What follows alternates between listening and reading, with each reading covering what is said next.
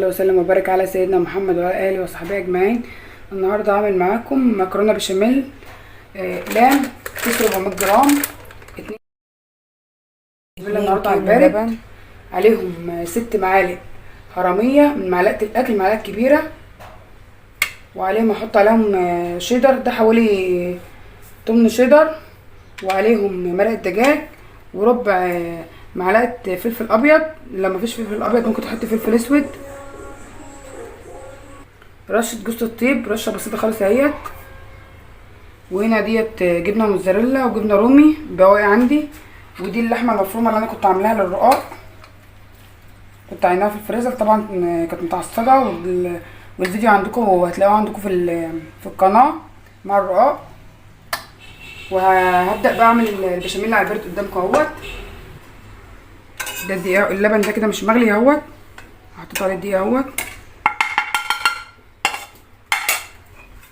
ده كده على البارد. لو في حد مش بيعرف يعمل بشاميل سخن على النار، ان هو بيتكتل معاه، بيتكلكع، ده عمره ما يكتل معاكي. هكيله اللبن 3 معالق دقيق. هنا كده انا محطتش بس اللي في المقادير 3 معالق سمنه. انا مش هحط على الست معالق دي 6 معالق سمنه، عشان انا عاملاها البارد، عشان انا ما احطكش سمنه كتير.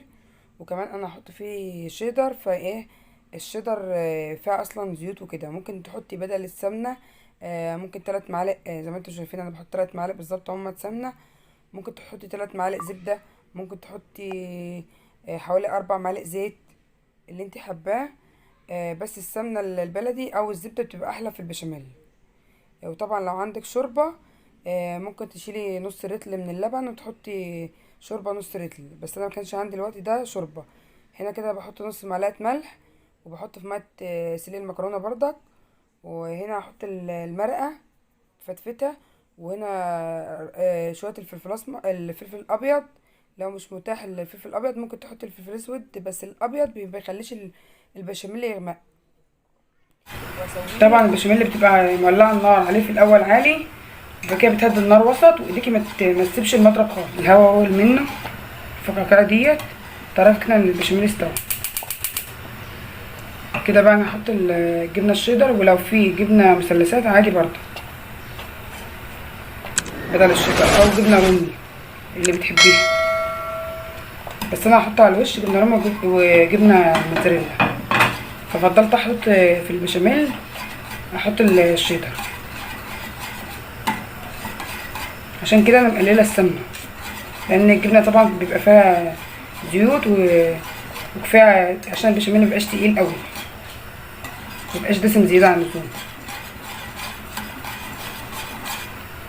كده ميه السلق بتاعت المكرونه غلت اهيت، وحط عليها نص معلقه ملح، واحط عليها زيت خالص. كده البشاميل اهوت بيطلع. تعرفي منين البشاميل استوى؟ ان هو بيطلع الفقاقيع ديت زي المهلبيه بالظبط كده. انا بوريكم السمك بتاعه اهوت، ما يبقاش تقيل، لان هو كمان بيتقل بعد ما بيسقع شويه. وهنا كده انا بوريكم ان المكرونه خلاص 90% استوت، ما بتسواش قوي عشان لسه في الفرن. تقيل اكتر اهو زي ما انتم شايفين، بس اللي فيه دي جبنه شيدر. احط هنا كركبين. لسه معايا لحد دلوقتي، ما تنسينيش بلايك واشتراك وتفعيل الجرس فضلا وليس امرا. ولو عجبك الفيديو يا ريت تشيريه مع اصحابك واصدقائك على الفيس او على الواتس. دي المكرونه اهيت، انا ما حطيتش عليها ميه، هحط نصها تحت.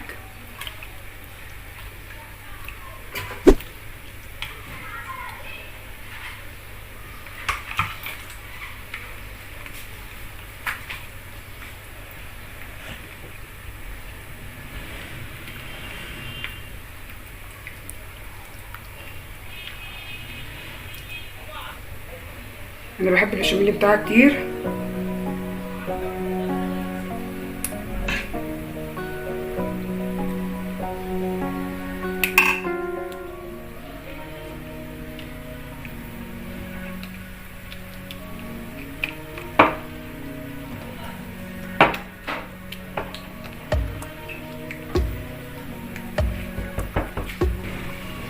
اظبط انا كده الخليط بتاعتها عشان لما تستوى تبقى باينه فيها كل حاجه طبقات.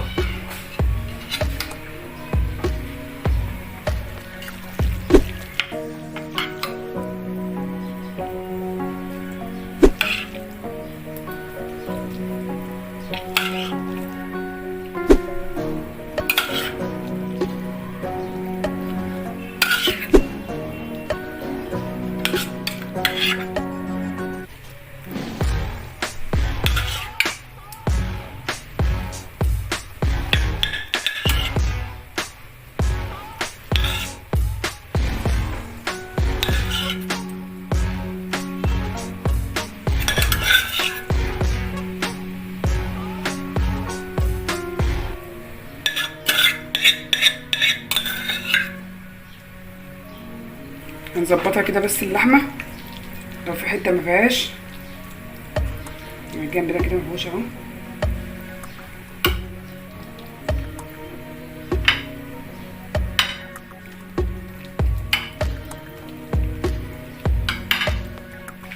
دي بقيه المكرونه اهي.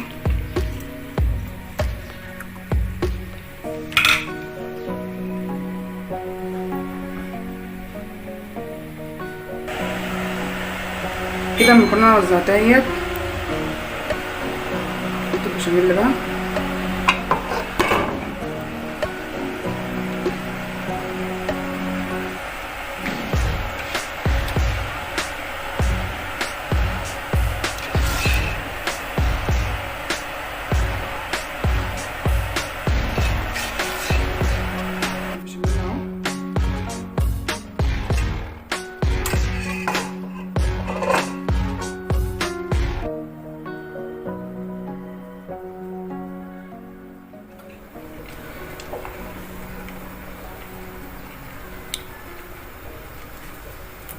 قلبتها على بعضها اهي.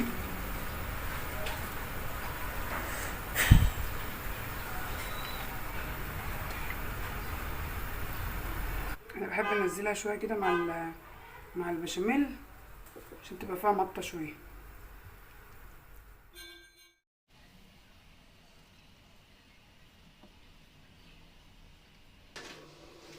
دي كده بعد ما طلعت من الفرن اهيت، وده لونها اهي. هسيبها تبرد شويه وبعد كده اقطعها.